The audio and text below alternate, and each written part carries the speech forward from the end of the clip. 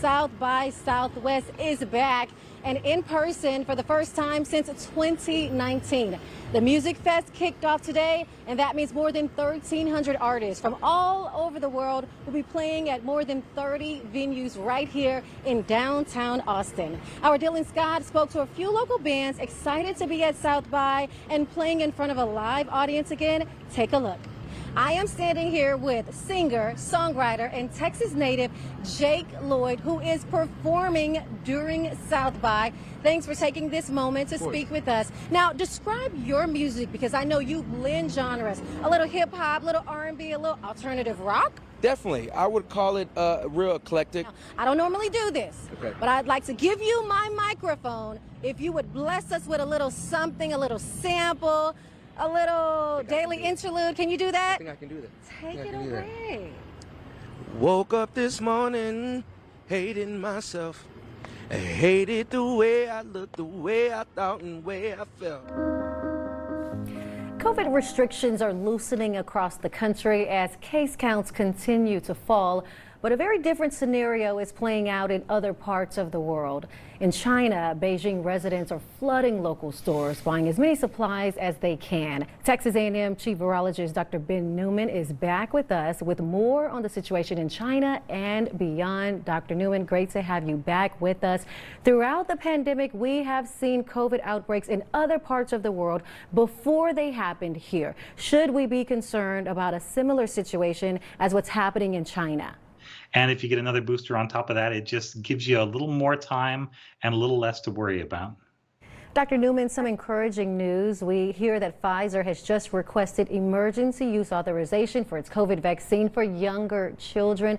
What are your thoughts about that, and what do parents need to know at this stage? The boosters work in younger children just like they do in older kids and adults. So I think it's a good thing. Parents who are open to vaccinating their younger kids have been waiting for years for this to happen. I'm so glad for them that we are one step closer. Dr. Newman, it is always a pleasure. Thank you for your time. We have more expert analysis in the newsroom now with David DeMatthews. He is an education professor at UT Austin. Thanks so much for being with us tonight. What's your initial reaction as the votes are coming in? Well, it seems like a lot of the voters are maybe a little less concerned at this point in time about gun safety and school security, because I think that was a really big issue several months back preceding the Uvalde shooting. Beto was closer in the polls, and now today it seems like voters have kind of moved on maybe to some other issues, and they're less concerned about school safety. It's true. Beto campaigned on gun safety and making sure that our students are safe at school, but so many other issues are resonating with voters right now in Texas, including the economy and inflation. That seems to be a big sticking point for a lot of voters in polls that we have seen as of late. You are an education expert. You understand the school system. What do you believe needs to happen? Well, I really hope, regardless of who's elected tonight, that there's increased attention in ensuring that schools are safe, and some of that starts with mental health. So Texas still has a pretty significant shortage with teachers, but also with school counselors, and I think that's something whoever's elected tonight, they can work on that issue. That's a problem that we can solve if we're really committed as a state to doing that.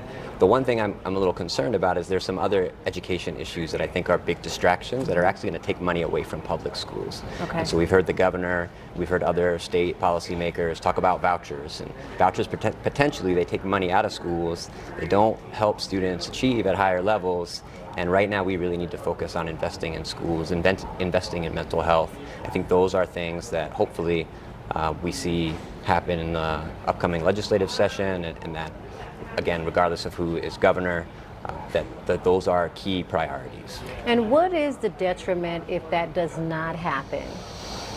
I hate to say, this wasn't the first school shooting in Texas. There's been a number of mass shootings in recent years. So I mean, I think every Texan should be concerned that schools are still not going to be safe, and students' mental health needs are still not being met.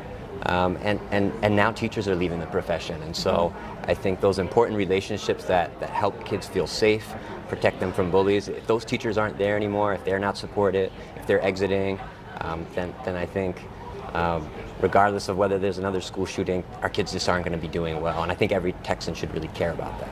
Sure. And what does success look like in terms of improving the school environment for students across Texas? Sure. Well, first of all, it's having a high quality public school teacher in every classroom, right? So there's about 43,000 teacher vacancies last year. So it's been a big, heavy lift for school administrators to try to replace these folks. And unfortunately, a lot of the teachers that are coming in, they're coming in from alternative pathways. They're not as prepared. They're less likely to move student achievement. And unfortunately, which is a common thing in Texas, those teachers disproportionately serve low-income students, students of color, students in rural and urban districts that really need the best teachers, the most qualified, the most experienced. And so again, I really hope that our state leaders take a strong look at the teacher workforce, look at the amount of school counselors we have, and really try to invest as hard as they can into programs that support public schools, support public school teachers, and not be distracted by vouchers, and also to be honest to the public about school security. Schools are not built to keep people out. They're really built to invite the community in, and so school security is really important. We need really to have other investments though to keep kids safe and make sure they thrive. And what impact does it have when you have a situation like Uvalde where there were promises that safety measures would be in place by a certain time and they were not? What impact does that have on our ability to trust and to move forward? Well, I think there's been a lot of promises in the past, even before Uvalde, and I think it really creates a lot of distrust between people who are working in schools and families that trust our state policymakers to ensure students are safe. And that's why there's a recent report actually found that only 5% of teachers feel valued by state policymakers. And I think school safety and security, gun policy are some of those issues, also teacher pay, and also just the way some Texas politicians talk about teachers, calling them groomers or making accusations that they're teaching white students to hate America and hate themselves. There's just a lot of lies and a lot of rhetoric right now that make teachers really feel devalued. I think we need a change in rhetoric.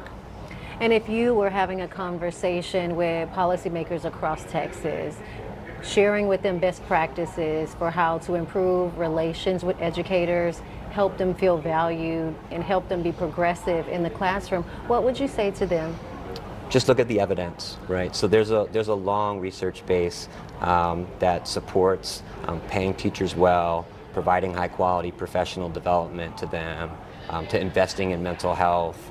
And there's also a large research base that says investing in choice programs and vouchers don't make improvements in student achievement outcomes. And so let's do what the evidence says to do, and let's kind of put away our ideological beliefs and political rhetoric, because really everybody in Texas should want the same thing. They should want public schools to thrive. They should want our children to be safe, to be well educated, to be nurtured, and that's really possible in Texas. We have the resources to do it. We just have to have the political will. Political will. And what are your final thoughts as we wrap up our conversation? I want to be optimistic. I'm a former teacher. I work in education. I want to be optimistic that our policymakers will come to their senses and really listen to teachers, listen to families, and do what's right for Texas children. I do hope there is a meeting of the minds and that we have greater collaboration moving forward, no matter what our state leadership looks like. Yeah. David DeMatthews with UT Austin, thank you so much for your time. We appreciate it greatly. Therapy dogs are very, very useful. I mean, think about it. I mean, many of us have pets. We love our pets. They are faithful. They are loyal. They wag their tail no matter what. And sometimes we just need a pet, a nonverbal sign that things are going to be all right. And that's what therapy dogs provide for a lot of people. It's comfort and it's healing.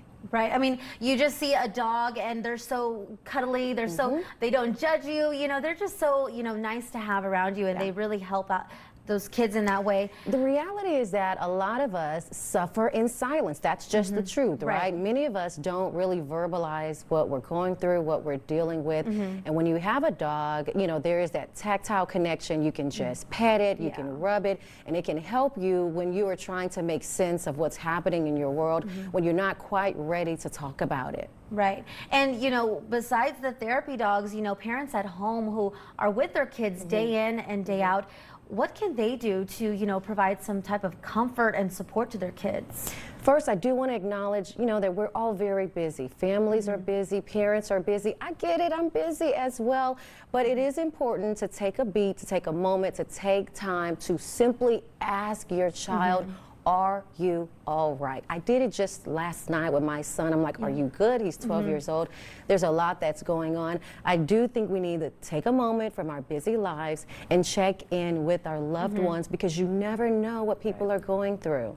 And it's so important for kids because they might not be able to, you know, express themselves. And so you just said a simple checkup of how are you can be so helpful. Because they may not initiate, but if you ask the question and if you ask it sincerely, checking in with them, then they'll open up, especially if you are watching a television show with them, playing a video game with them, and you just ask, how's it going? How are you doing?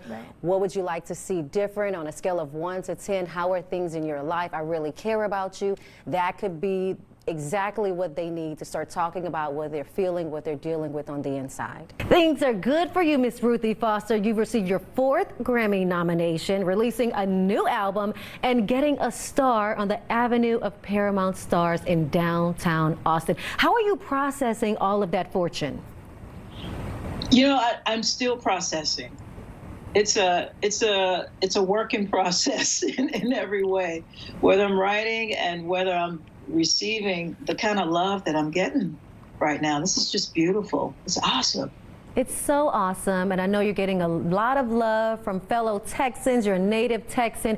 What have you been hearing from Texans and folks all over the country as you tour? You know, I hear a lot of support for, especially a lot of the musicians that are back out on the road now. There's so much music that's happening right now because, you know, we've been cooped up for a little bit, and people are realizing that music has been a huge part of that process, and to actually get out and play live and get to go hear live music again, there's so much excitement, and we're filling halls, we're filling places up wherever we go, and it's a beautiful, beautiful thing to experience. I can only imagine what it must be like to be on that stage. You've written a song, you're singing that song, you can see in the audience people are humming and singing along. I can only imagine how that fuels you up to connect with your audience in such a special way. Yeah, you know, singing in front of an audience is a lot different from singing in a recording studio, which is why I love doing live shows. In a way, it's a spiritual connection. It's like having fellowship. It takes me back to growing up in church and that kind of feeling. I love just feeding off the energy. So folks might want to look out, because I might make a set list, but I will stray from it once in a while when I feel the energy's changing. Oh, absolutely. And I love when that happens. You just got to follow your heart, follow your passion in that moment. We are going to have new songs to sing because you have a new album out. Tell us about it. Yeah, I've got a new album called Healing Time that is coming out real soon. And it's a compilation of songs I wrote during the lockdown and songs from even before that, and even new songs. I co-wrote the whole thing. And we're featuring my band on this because they helped me write this album as well as perform on it. So this is the first time I've actually getting a chance to perform with, write with, and record with my band. This is the first album we're actually doing this with. So I'm so excited to present this. Those who get to hear you and see you in person are so fortunate, but for others of us who might not be able to, can we get a little sample from the new album? Would you mind sharing something with our viewers? Oh my gosh. Yeah, we could try.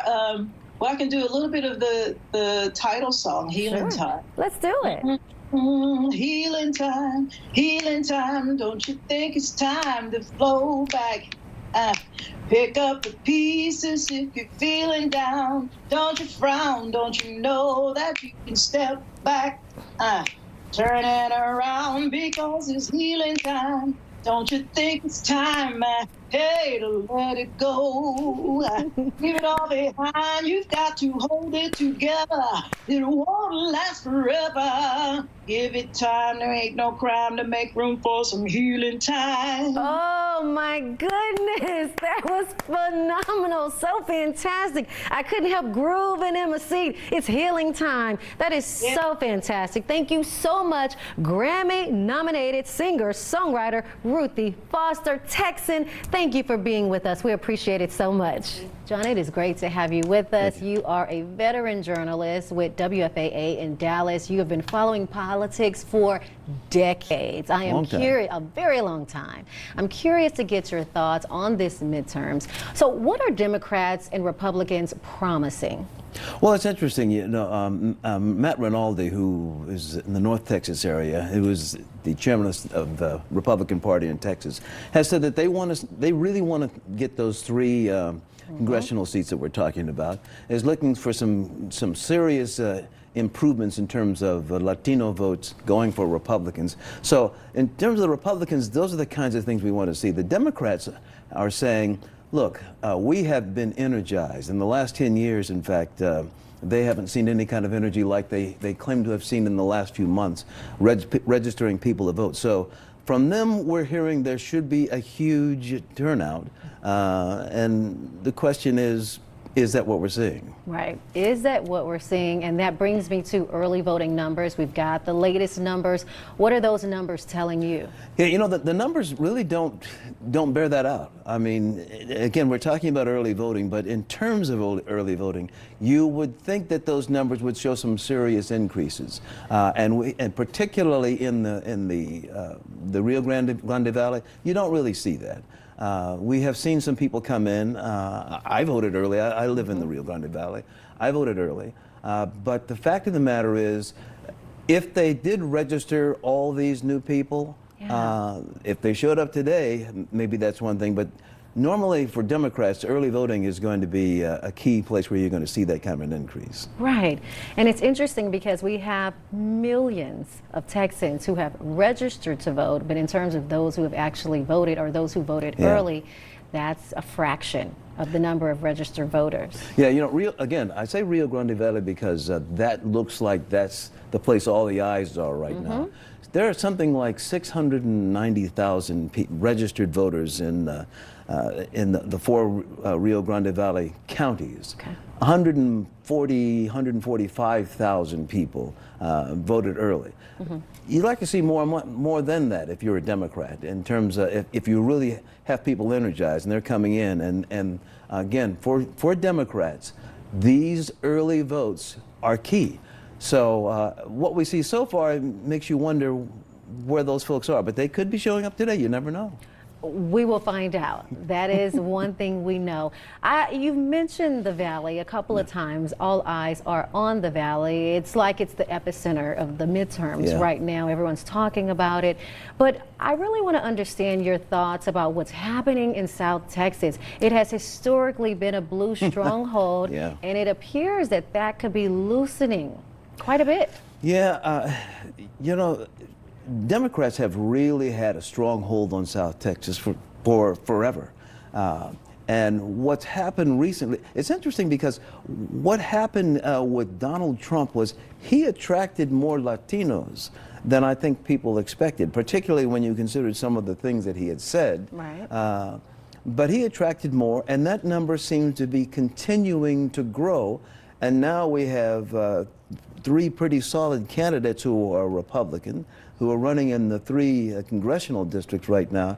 Now, so the question is, what is attracting their attention? And one of the things that we're seeing all of them run on is, of course, crime, which we hear across the country, border security, which we hear across the country. Also, faith.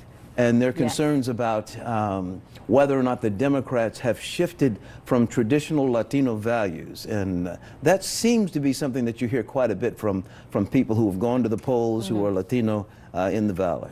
We are hearing more about the role that faith is playing in voters' decisions. Talk more about that. Break Yeah. that down for us. Yeah, you know, we traditionally think about the Valley and the Catholic Church, but Latino evangelicals across the Valley have been strongly involved in this particular election cycle. I know that Mayra Flores has really made that part of what she's been talking about. And if you look at the campaigns of all three Republicans in that, they've all made faith a key element of how they're campaigning.